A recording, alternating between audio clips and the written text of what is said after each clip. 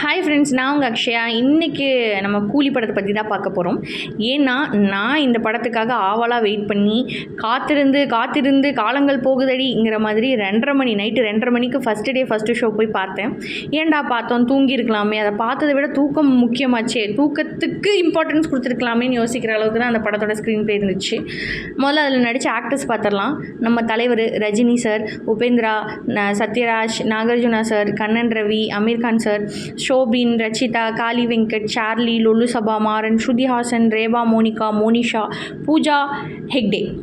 So இந்த மாதிரி பிரபலமான நடிகர்கள் எல்லாருமே நடிச்சிருந்தாங்க. பூஜா ஹெக்டே அந்த சாங் ஏன் வந்ததுன்னு தெரில, எதுக்காக வந்ததுன்னு தெரில, எதனால் வந்ததுன்னு தெரியல. அப்படி ஒரு சாங் தான். காவாலையாங்கிற மாதிரி ட்ரை பண்ணியிருக்காங்க. அடுத்து ரஜினி சார் இப்படி ஒரு படத்தில் நடிப்பாரான்னு சொல்லி கேட்டால் தெரியல, ஆனால் நடிச்சிட்டாரு. உபேந்திரா சார் இவரெல்லாம் ஏன் வந்தார்னே தெரில. சத்யராஜ் சார் சாகும்போது பவர் ஹவுஸ்ன்னு சொல்லும் போது ஏதோ பெருசாக நினச்சிட்டேன் சார், கடைசியில் போய் ஒரு விஸ்கியவா பவர் ஹவுஸ்ன்னு சொன்னீங்கிற மாதிரி ஏமாற்றம் ஆயிடுச்சு சார்.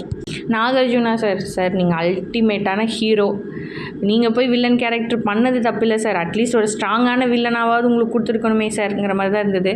கண்ணன் ரவி நாகார்ஜுனா சாரோட பையன் மாதிரி நடிச்சிருந்தார். அவரோட ரோல் நல்லா இருந்தது, அவரோட ரோலுக்கு ஏற்ற மாதிரி அவர் நடிச்சிட்டாரு. அமீர் கானை பேபி கானா கீட்டாங்கன்னு சொன்னார். நம்புவீங்களா ஜி? நம்பணும் ஜி, நம்பணும். எனக்கு ஃபீல் ஆகிடுச்சு ஜி. உள்ள டேட்டுவெல்லாம் போட்டு ட்ரௌசர் சட்டையோடு வரும்போது அமீர் கான் சார் எதையோ பண்ண போகிறாருன்னு பார்த்தா கடைசியில் அண்ணா சொல்லி முடிச்சிட்டாரு.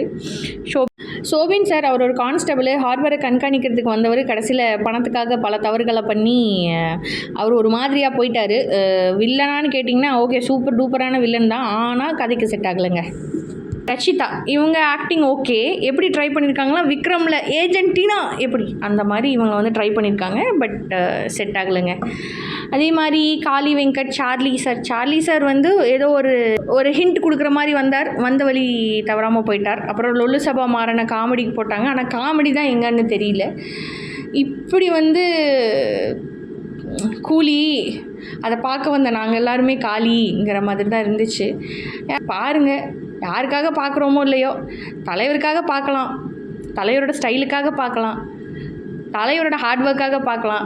ஏன்னா அவர் வயசில் நம்மளாம் நிற்போமாங்கிறதே டவுட்டு தான். ஆனால் தலைவர் நல்லா சூப்பராக பண்ணியிருக்காரு, பார்க்கலாம், பாருங்கள்.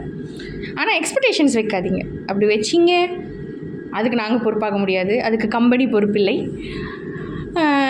இதோட கூலியை பற்றி என் மனசில் இந்த பாரமே இறங்கிடுச்சு. நீங்கள் எல்லோரும் பார்த்துட்டு என்ன உங்கள் மனசில் இருக்கோ அதை கொஞ்சம் கமெண்டில் கொட்டிட்டு போனீங்கன்னா ரொம்ப சந்தோஷமாக இருக்கும். Thank you so much. அதே மாதிரி ஸ்ருதி ஹாசன் மேமோட நடிப்பை சொல்ல மறந்துட்டேன். ரொம்ப இன்னசென்ட் கேர்லாக நடிச்சிருப்பாங்க. ஸ்ருதி ஹாசன் மேம்காக கூட அந்த படத்தை போய் பார்க்கலாம். Thank you, bye. எப்பா என் சேனலை கொஞ்சம் ஷேர் பண்ணி ஃபாலோ பண்ணி கமெண்ட் பண்ணுங்கப்பா.